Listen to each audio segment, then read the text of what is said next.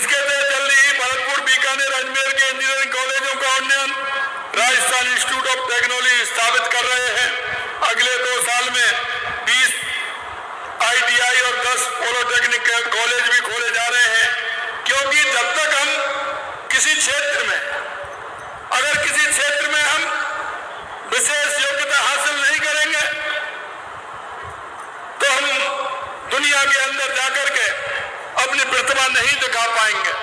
निश्चित रूप से हम कहना चाहते हैं कि राजस्थान पढ़ाई के साथ साथ युवाओं में उद्यमशीलता का विकास करने के लिए स्कूल और कॉलेजों में बिजनेस इनोवेशन प्रोग्राम चलाने का भी काम करेंगे और एक छात्रों को एक दिशा देने का काम हम करेंगे। हम युवाओं के सर्वांगीण विकास के लिए युवा नीति 2024 लेकर आ रहे हैं, जिससे हम युवाओं के हर क्षेत्र में आगे बढ़ा सकें, रोजगार के अवसर भी उपलब्ध करा सकें। परीक्षाओं में पूर्ण पारदर्शिता सुनिश्चित करते हुए हम अगले 5 साल में 4 लाख भर्तियां करने के लिए कहा है। हम इस साल में 1 लाख भर्तियां करेंगे। हमसे लोग कहते हैं आप कैसे करेंगे, हमने कहा आप देखते जाइए हम कैसे करेंगे। अभी मैं आपसे कहना चाहता हूं, हमें पता है हमारा युवक सीकर में मेहनत करता है, कोचिंग करता है।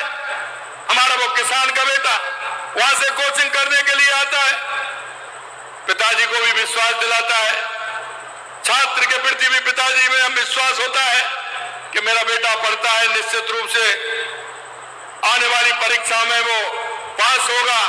लेकिन आपने देखा होगा पिछले 5 साल के कार्यकाल में जो आपने देखा, उस पिता के भी आंखों में आंसू और मेरे युवाओं की आंखों में भी आंसू लगातार देखते थे। आपने भी देखा होगा लगातार जिस तरह से पेपर लीक हो रहे थे और पेपर लीक में किस तरह की बातें आती थी, आप सभी ने देखा है। मैं आपसे कहना चाहता हूं, हमने जो आपके बीच में वायदा किया था, हमने चुनाव से पहले हम जनता के बीच में गए और हमने कहा था कि ये पेपर लीक जो हुआ है हम इसकी SIT गठित करेंगे।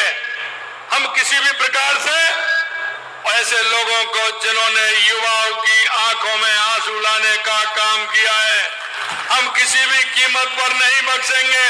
और आपने देख लिया 157 लोगों को गिरफ्तार किया है, 157 लोगों को। और अभी धीरे धीरे जांच बढ़ रही है।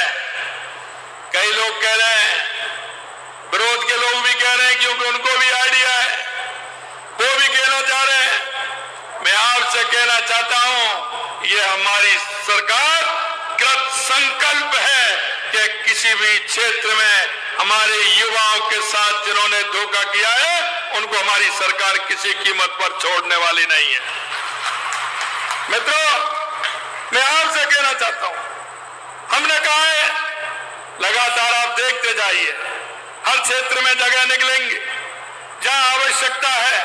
पूर्ण रूप से हमने कैलेंडर भी बनाया है, लेकिन हमने देखा कि क्योंकि पेपर रविवार को होता है, क्योंकि संस्थाएं हमें मिल जाती हैं रविवार को पेपर कराने की, लेकिन हमने कहा कि उन्होंने कहा इतनी जल्दी नहीं हो पाएंगे। हमने कहा बीच में जो छुट्टियां होती हैं उसका भी कैलेंडर बनाइए।